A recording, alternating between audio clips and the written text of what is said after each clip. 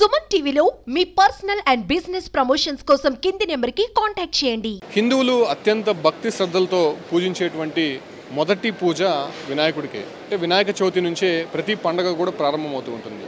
So ఆ రకంగానే ప్రారంభమయ్యేటువంటి వినాయక చవితి ప్రత్యేకించి కాణిపాకంలో మాత్రం ఈ ఒక అలంకరణ కావచ్చు, లేదంటే స్వామివారికి జరిగేటువంటి కైంకర్యాలు, అదే రకంగా బ్రహ్మోత్సవాలు ఒక కీలక ఘట్టంగా ఇక్కడ చూస్తూ ఉంటారు. స్వామివారు స్వయంభుగా ఇక్కడ వెలసారు కాబట్టి చాలా పవిత్రంగా భావిస్తూ సత్య ప్రమాణాలకి నెలవుగా ఈ కాణిపాక క్షేత్రాన్ని చూస్తూ ఉంటారు. కాకపోతే ఇక్కడ జరిగేటువంటి బ్రహ్మోత్సవాలు కావచ్చు, లేదంటే వినాయక చవితి రోజు జరిగేటువంటి కార్యక్రమాలకి సంబంధించి మనతో పాటు ఫణి స్వామి శర్మ మనతో ఉన్నారు. స్వామితో మాట్లాడదాం. స్వామి నమస్కారం.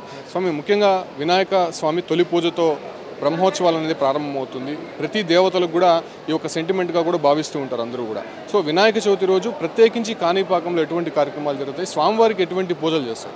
ఈరోజు ఉదయం తెల్లవారుజామున సుమారు 2 గంటల ప్రాంతం నుంచి స్వామివారికి పంచామృతాభిషేకము, విశేష ద్రవ్యాభిషేకము జరిగి పుష్పాలంకరణ చేసి ఉన్నారు. ఉదయం 3 గంటల నుంచి స్వామివారికి భక్తులకు దర్శనం ఏర్పాటు చేశారు. కంటిన్యూగా దర్శనం జరుగుతూ ఉన్నది.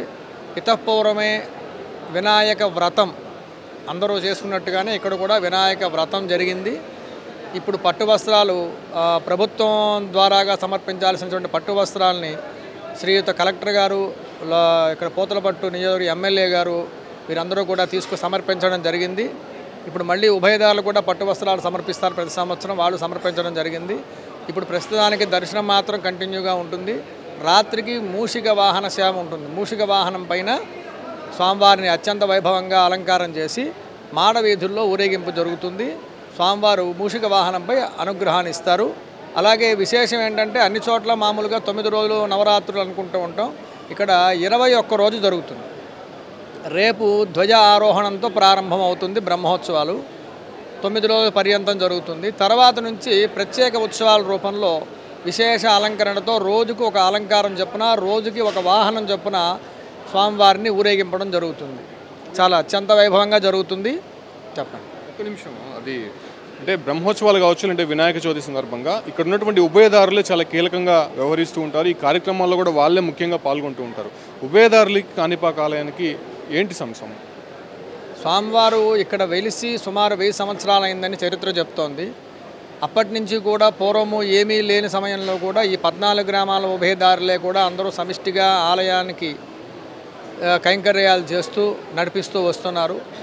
తర్వాత కాలక్రమేణా అభివృద్ధి చెందడము, ఆదాయం రావడం అన్నీ జరిగింది.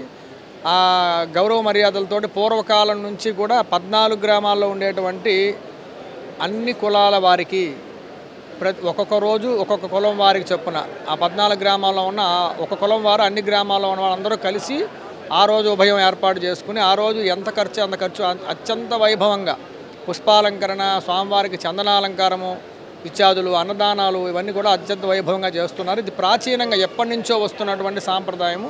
ఆ సాంప్రదాయాన్ని కొనసాగిస్తూ 21 రోజులు జరపడం అనేది ఇక్కడ ఆనవాయితీగా వస్తున్నది. 9 రోజులు ఆగమశాస్త్ర ప్రకారంగా నవాహ్నికము అంటారు. 9 రోజులు బ్రహ్మోత్సవాలు ఉంటాయి ఎక్కడైనా మామూలుగా. కాకపోతే ఇక్కడ 9 రోజులు బ్రహ్మోత్సవాలు చేస్తూ వెంటనే మళ్ళీ అనుబంధంగా కంటిన్యూగా 21 రోజు జరుగుతుందన్నమాట. ఒక్కొక్క ఉభయదారులకి ఒక్కొక్క వాహనం ఉంటుంది. శేషవాహనం, నెమలి వాహనం, చిలక వాహనం, కామధేను వాహనం, ఇలా ఇత్యాది వాహనాలన్నీ కూడా ఒక్కొక్క రోజు ఒక్కొక్క వాహనంలో అత్యంత వైభవంగా జరుగుతుంది. ఇక్కడ కాణిపాక దేవస్థానానికి ఉభయదారులకి విడదీయరానటువంటి అనుబంధం. ఎన్ని గవర్నమెంటు ఎంత విరివిగా చేసినా కూడా వారి యొక్క సహకారం లేకుండా ఇక్కడ జరగడం అనేది కష్టం. వారి సహాయ సహకారాలతో అత్యంత వైభవంగా జరుగుతున్నాయి బ్రహ్మోత్సవాలు ఎప్పుడూ కూడా. ఆఖరిగా వినాయక చవితి రోజు ముఖ్యంగా కాణిపాక వరసిద్ధి వినాయక స్వామిని దర్శించుకుంటే ఎటువంటి ఫలితాలు లభిస్తాయంటారు?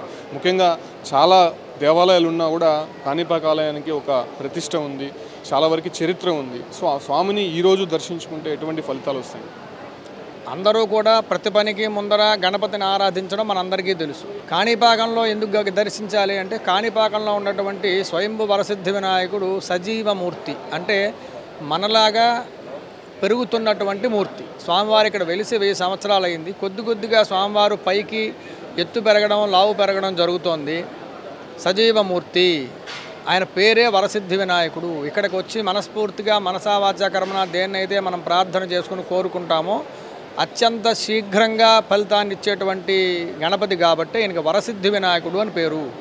సంవత్సరంలో ఒక్కసారైనా సరే స్వామివారిని దర్శించుకుంటే ఖచ్చితంగా వాళ్ళకున్న కష్టాలు, ఇబ్బందులు, ఈతి బాధలు తీరిపోయి వాళ్ళు కోరిన కోరికలు త్వరగా సిద్ధిస్తాయని భక్తుల యొక్క విశ్వాసం. నమస్కారం స్వామి, ధన్యవాదాలు. చూస్తున్నాం కదా, నిజంగా కాణిపాక వరసిద్ధి వినాయక స్వామికి ఎంత చరిత్ర ఉందో.